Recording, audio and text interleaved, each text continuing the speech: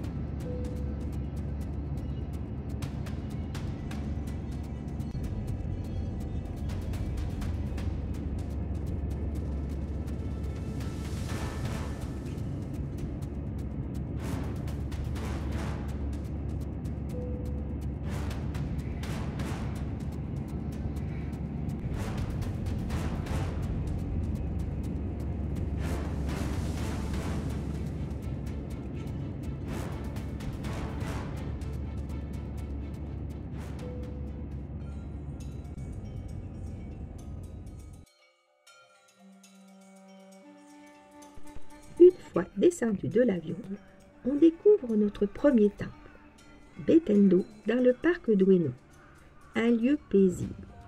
Ce temple est dédié à Benzaiten, déesse de l'art et de la sagesse. Construit sur une petite île, il offre un moment de calme en pleine effervescence urbaine. Un lieu paisible au cœur de Tokyo. On commence notre voyage japonais en douceur avec une impression magique d'être déjà ailleurs.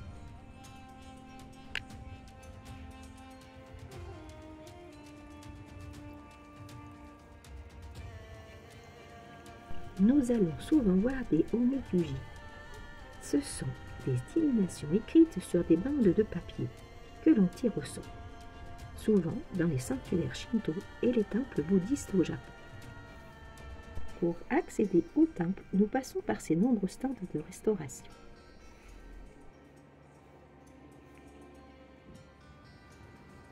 Cette belle statue est la statue Jizo dédiée aux enfants décédés.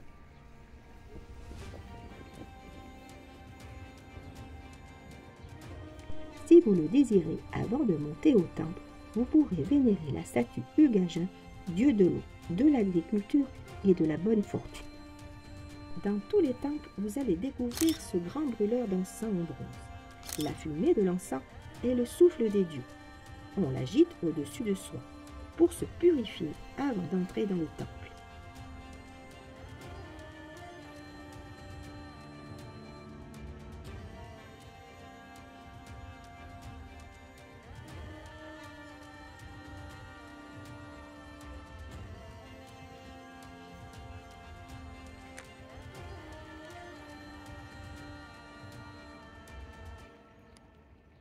Ensuite, nous découvrons le parc Ueno.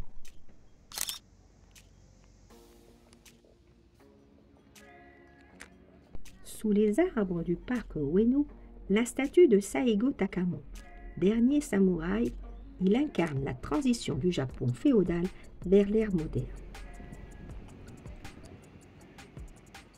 À plusieurs endroits dans la ville, vous découvrirez aussi ces endroits comme celui-ci. Ce sont des zones fumeurs, car il est interdit de fumer dans l'espace public.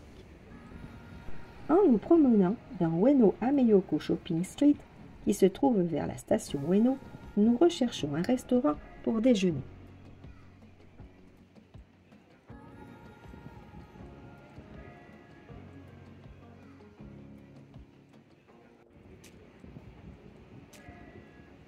Dans presque toutes les boutiques, vous allez découvrir le matcha, ce thé vert en poudre traditionnel, est omniprésent, impossible de passer à côté.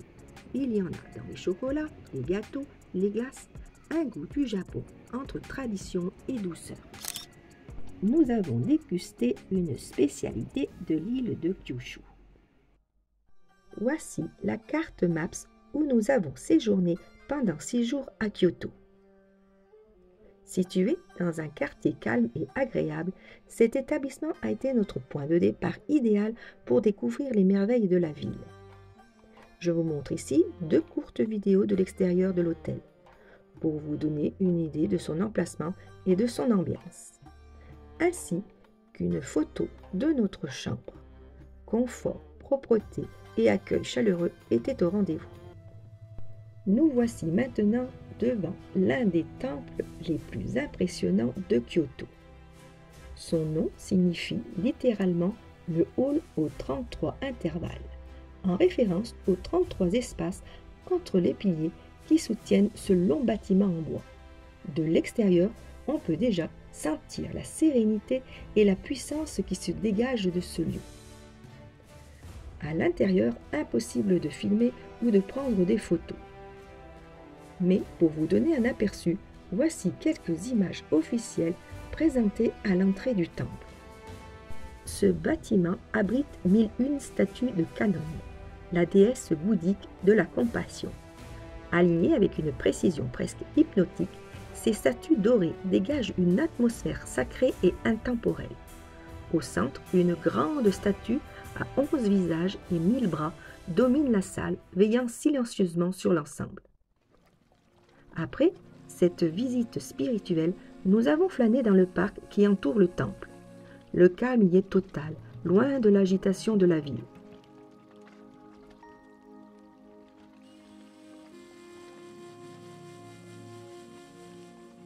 Voici la source naturelle pour les fidèles. Cette source fut découverte en rêve par l'un des prêtres du temple. Son eau est très fraîche et délicieuse. Le bruit de l'eau qui jaillit ressemble à un cri humain. C'est pourquoi on l'a appelée la source qui pleure dans la nuit.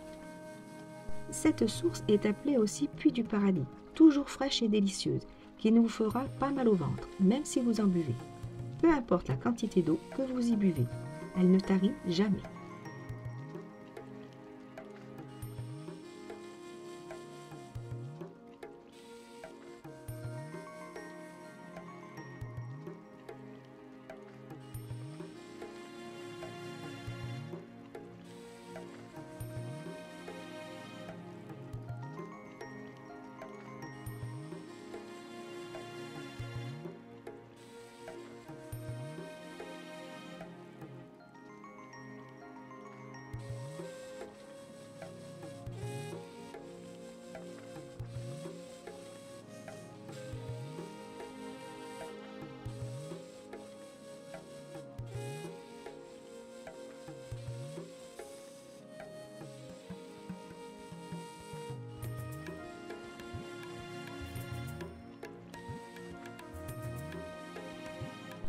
Ce bâtiment en bois, long de 120 mètres, est le plus long hall en bois du Japon. Il a été construit au XIIIe siècle et tient encore debout malgré les siècles et les séismes. C'est un lieu paisible chargé d'histoire et d'une grande force spirituelle. Une visite à ne surtout pas manquer si vous êtes à Kyoto.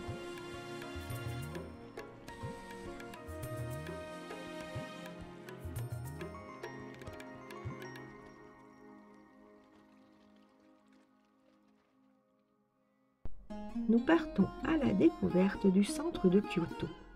Dans les rues animées, on croise plusieurs dames en kimono traditionnel, ce qui ajoute une touche d'élégance et de culture à l'ambiance. Voyant l'heure du déjeuner qui s'approche, on s'arrête dans un restaurant typique qui se trouve à 2 pas du sanctuaire Nishiki Tenmangu.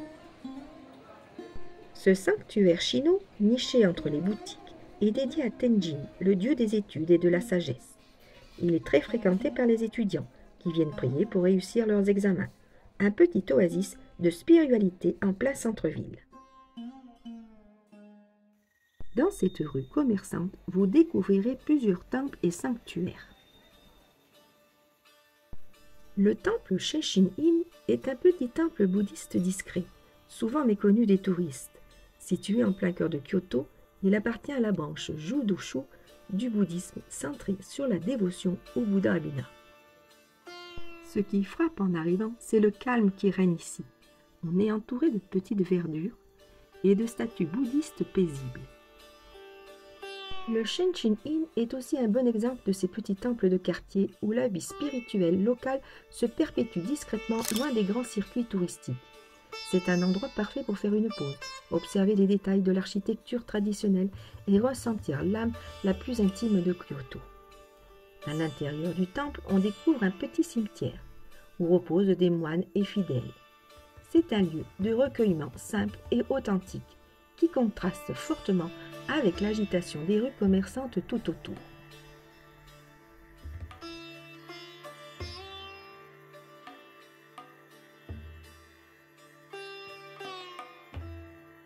Si vous faites tourner la bague Suzunari devant la porte du temple avec un souhait en tête, vous recevrez la bénédiction de la sagesse et de l'amour.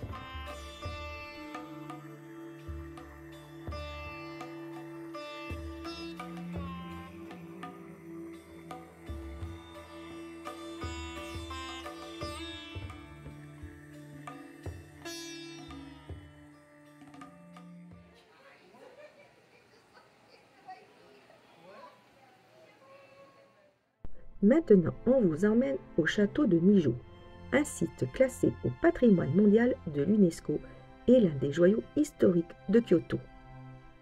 Nous voici devant l'entrée majestueuse de ce château.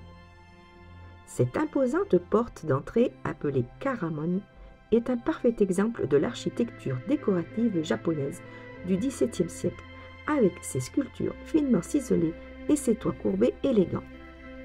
En avançant dans l'enceinte, on se dirige vers le palais Ninomaru.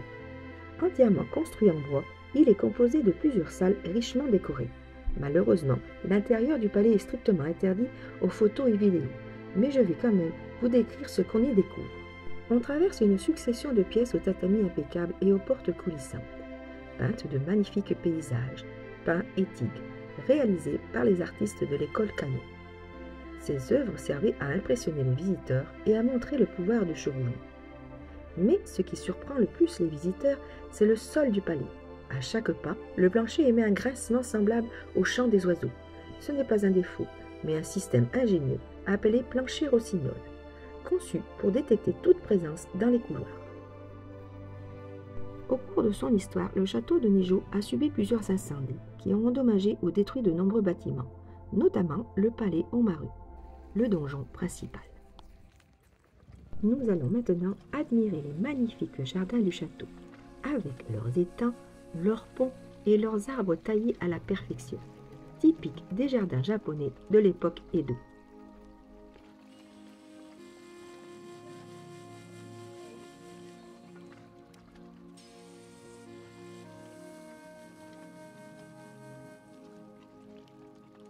Dans les jardins de château de Nijo, au niveau du jardin Ninomaru, on peut emprunter un petit escalier de pierre qui mène à une butte aménagée.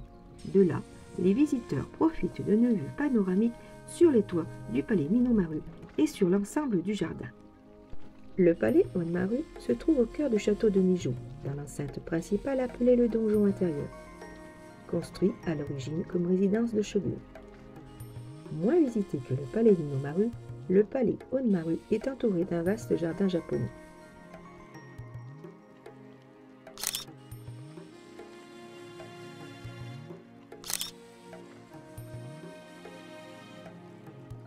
Nous voici arrivés à l'une des entrées secondaires du château de Nijo. Elle servait autrefois au déplacement du personnel ou pour des accès plus discrets.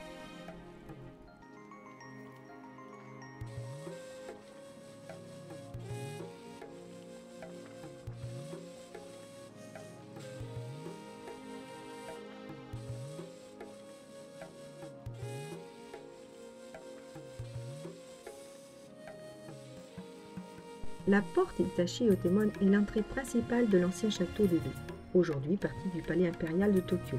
Elle servait autrefois de passage officiel pour les seigneurs féodaux et les visiteurs de haut rang. Le mot Otemon signifie littéralement « grande porte principale ».